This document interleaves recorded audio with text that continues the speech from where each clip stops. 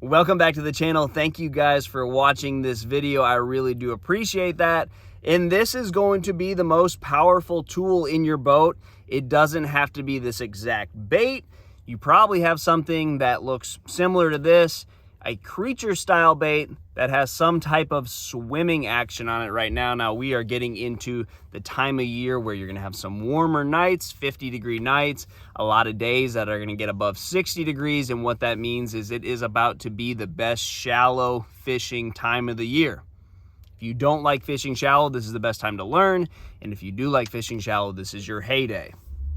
When it comes to fish getting shallow, they are going to be on places that they will not get on for the rest of the year. I mean, you are going to have fish showing up in shallow areas where you won't be able to get a bite any other time than now. So this is going to be really, really fun to go to the bank and catch some bass. Now, a speed worm, a Senko, if you have a big flat, where it all looks the same, maybe there's hay grass or Kissimmee grass, or hydrilla, eelgrass, nothing really stands out to you, this isn't going to be your most effective tool shallow. I think a Senko or a speed worm are going to be better. If you're just fan casting a big area and you really don't have any idea where one could be, every bite you get is super random, then this is not my favorite offering. I feel like this doesn't cover big areas as well as the speed worm or the Senko. Maybe a small swim bait like a skinny dipper, big easy swimmer, something like that. But if you are fishing targets, it's pretty obvious they're going to be on that log, they're going to be in that patch of arrowheads. Maybe you have big clumps of hydrilla and those fish are going to be around those clumps of hydrilla. Maybe they're spawning on the sides of them, or you can see the beds. This is your best bait. So there's a lot of different scenarios. Now, if you have a really flat lake, that's going to be the best for this bait. But if you also are fishing the backs of pockets, maybe you're in the flatter part of a creek and there's just a lot of targets, this bait is really, really powerful this time of year. It's one of those deals where you don't necessarily know if the fish are spawning. The fish are using cover. They are moving around. They want one big meal before they really start to settle into where they're going to spawn.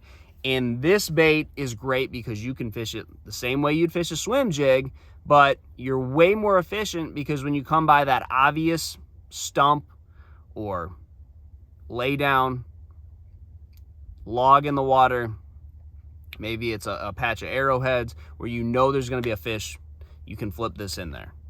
So depending on what weight you're going to fish it on is really depending on the cover. Now, if I'm just going to a lake that I've never been to before, or maybe I'm just going into a new area, it's going to be a 5/16 or a 3/8 ounce weight, because that's a great weight to swim your bait and to flip it around shallow cover.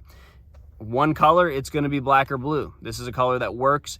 And what I am finding out with black and blue is that you are going to catch the most aggressive fish. Now, you want to find the most aggressive fish.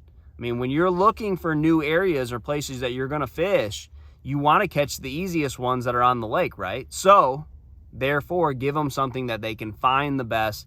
And that's what I think about black and blue. That's what I think works so well with black and blue, is that they're going to be able to see it. There's no question mark on, I don't know if they're seeing my bait good or not. This is going to work on a cloudy day. This is going to work in any type of stained water if you're fishing it on a sunny day, and really everything in between. So this is one of those deals where aggressive fish are going to bite this. Fish that want something moving are going to bite it, and you can really feel it out. You're not constantly picking up a new rod and reel all day and kind of confusing yourself. You've got it dialed to one bait and you are just dialed. I mean, that's what it is.